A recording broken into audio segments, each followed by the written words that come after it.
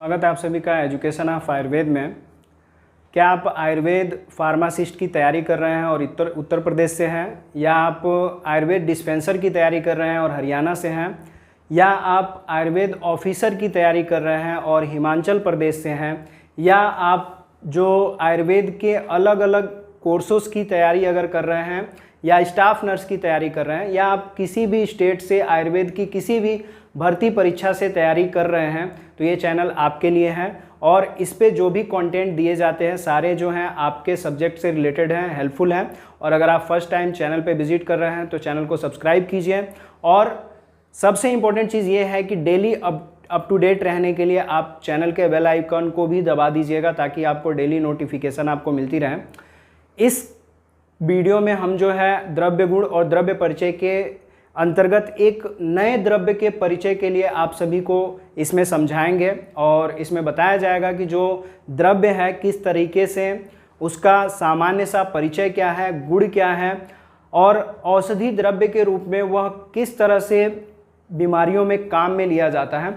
तो इस क्लास के अंतर्गत हम जो है एक औषधीय वृक्ष को समझेंगे, उसका परिचय प्राप्त करेंगे। तो जो औषधि वृक्ष है वह है अगस्त्य।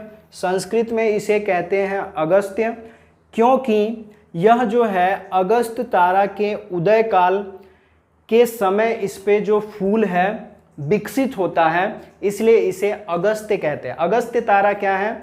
जो सूर्योदय के पहले सबसे पहले आसमान में दिखाई देता है जो तारा, उसे ही अगस्त्य तारा कहते हैं। और यह तारा जो है शरद ऋतु में, मतलब कि यह तारा जो है हमेशा सूर्य से पहले विकसित होता है, और इस वृक्ष में शरद ऋतु में पुष्प आते हैं।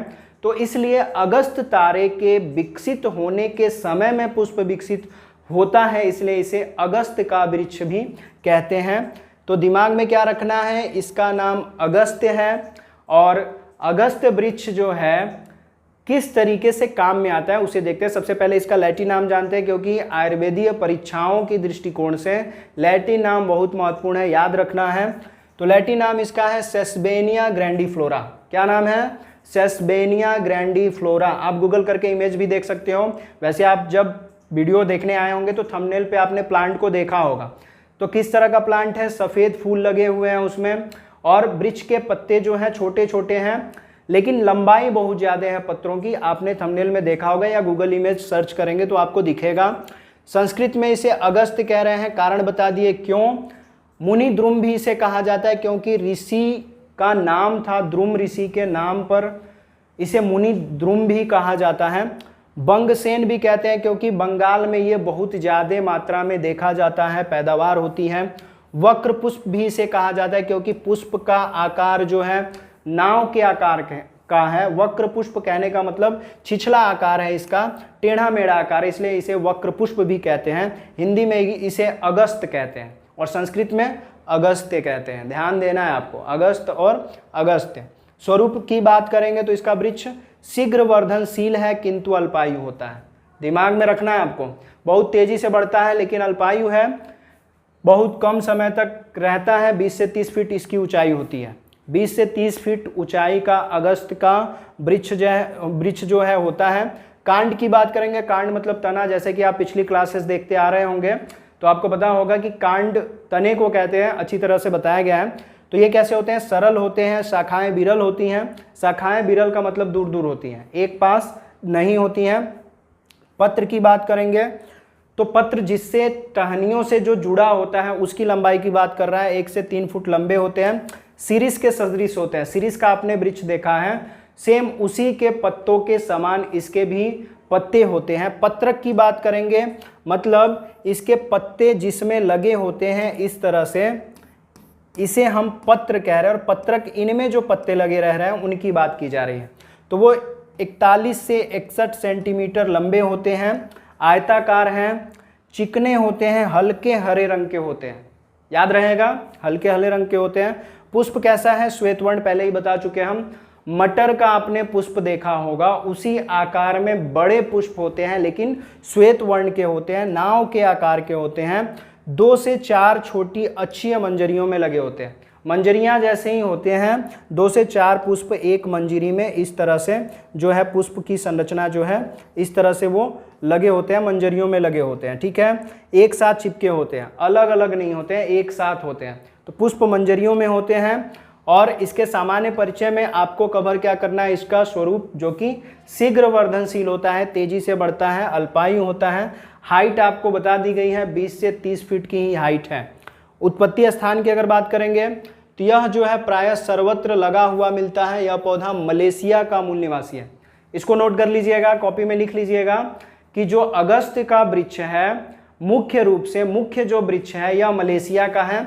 मलेशिया का मुख्य वृक्ष इसको माना जाता है। जाति की बात करेंगे तो राजनिघंटुओं ने शीत पीत नील लोहित कुसुम भेदा चतुर्विधो अगस्त्य बताया है। मतलब क्या, शीत पीत मतलब पीला, नील नीला, लोहित लाल, कुसुम भेदा चतुर्विधो अगस्त्य मतलब कि राजनिघंटुओं ने इसके 4 भेद बताए हैं। कौन कौन से, श्वेत पीत नील और रक्त। तो शीत पीत नील लोहित कुसुम भेदाच चतुर्विधो अगस्त्य कहने का मतलब यह है कि इसका जो श्वेत पित्त और नील रक्त कलर का जो पुष्प है उसके हिसाब से इसके कई प्रजातियां हैं, 4, सफेद, पीला, नीला और लाल। अधिकांशतः सफेद पुष्प का अगस्त ही प्राप्त होता है। बाकी अन्यत्र जो है आपको 3 रंगों के जो पुष्प हैं वो ज़्यादातर नहीं दिखते हैं। आपको एक इन्फॉर्मेशन दे दें कि अगर आप जो भी भर्ती परीक्षाओं की जो तैयारी कर रहे हो या करना चाहते हो तो आपको प्ले स्टोर से आयुर्भास्कर ऐप इंस्टॉल करना है, अपने नंबर से लॉगिन करना है। आपकी भर्ती परीक्षाओं से रिलेटेड सभी कोर्स जो है हमारे ऐप पे कराए जा रहे हैं। आप वहां से इजीली जो है कोर्स परचेज करके अपनी क्लासेस स्टार्ट कर सकते हो। हमसे बेहतरीन जो क्लासेस है आपको कहीं अन्य देखने को नहीं मिलेगा।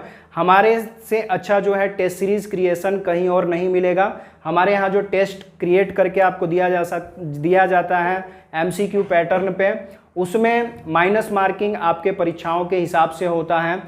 जो रैंक है आपके स्टूडेंट में, जो भी बच्चे आपके साथ तैयारी कर रहे हैं उनमें आपका कितना रैंक है, क्या पोजीशन है, कितने देर में आपने टेस्ट किया, इस तरह की स्पेसिफिकेशन है।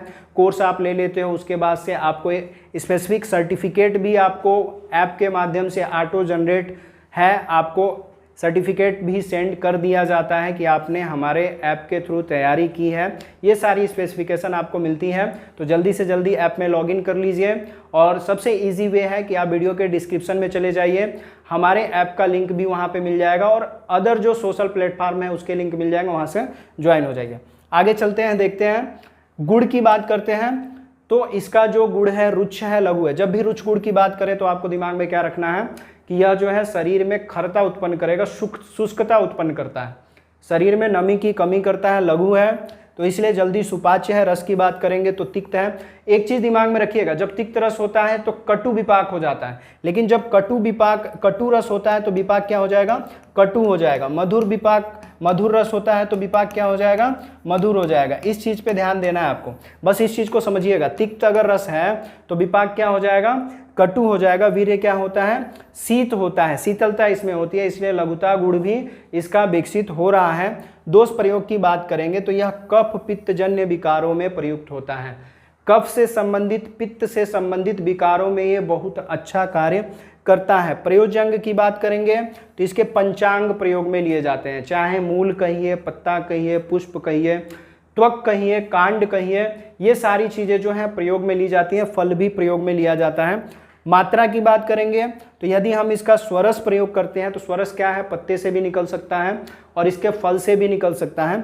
तो 10 से 20 ml इसका स्वरस प्रयोग में ले सकते हैं। और क्वाथ की बात करेंगे तो 50 से 100 ml का क्वाथ इसका प्रयोग में लिया जा सकता है।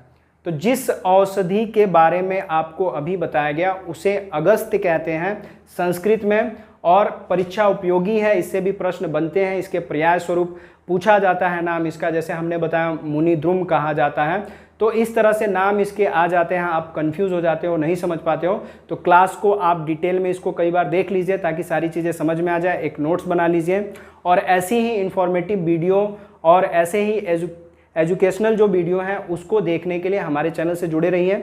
और दूसरे अगर आपके क्लासमेट स्टूडेंट्स जो सहपाठी हैं अगर वो हमारे चैनल पे नहीं जुड़े हैं तो वहाँ तक वीडियो को शेयर कर दीजिए। और वीडियो में जो चीज़ें समझ में नहीं आती है तो कमेंट बॉक्स में लिख दीजिए। जो भी कमेंट आप करते हो उसे पढ़ा जाता है, उसका रिप्लाई दिया जाता है। तो कमेंट करना ना भूलिए। वीडियो में लास्ट तक बने रहने के लिए आप सभी का बहुत बहुत धन्यवाद।